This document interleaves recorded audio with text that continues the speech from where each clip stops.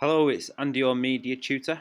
Today we're going to be looking at some Photoshop tools, focusing today on levels. So we're going to right click, I'm going to open up this image of this lovely bride and groom walking through a wheat field. So as we can see on the right we have a layer, and that layer is this image here. As you can see, it says background, it has a padlock and it has an eyeball. Now the eyeball is really useful for layers because we can click it on and off, as we can see, and if we click the eyeballs off we're just looking at a blank canvas. So layers are what we use to build up an image, and as we just said, when you open an image you see it's a background layer and it has a padlock. That means the layer is locked, so we can't really change it too much, and it's good practice not to work on a background layer, because if something goes wrong then we've totally destroyed the image and we have to start from scratch. Now there's a couple of ways to create new layers. If we want to duplicate a layer, we can just drag it down to this little icon here, and what we get is an exact copy of the layer. Sometimes we don't want to do that. We want to create a blank layer. So if we just check the layer box, we see a blank canvas.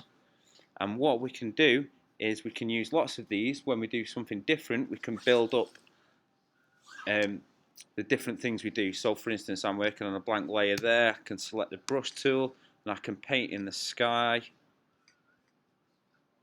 and create a nice purple sky.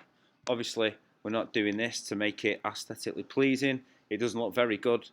However, we're trying to illustrate the point. And then what we could do is create another layer, select a new colour. Let's go for a nice yellow, and we can paint the wheat field in yellow.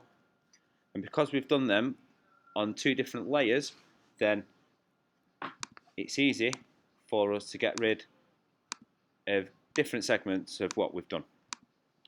So if we just wanted to keep the yellow, we could turn off the purpley pink layer and vice versa. And then if we're working on it, we decided we didn't quite like it, so we could get rid of the yellow and still keep the purple, all because we've worked on layers. And the idea is really simple. We could make that yellow, just go overlay there, and then we could create another blank layer, and these trees in the middle, again, not doing this as a piece of art, but doing it to illustrate the meaning. You've got the nice trees there, and there we go.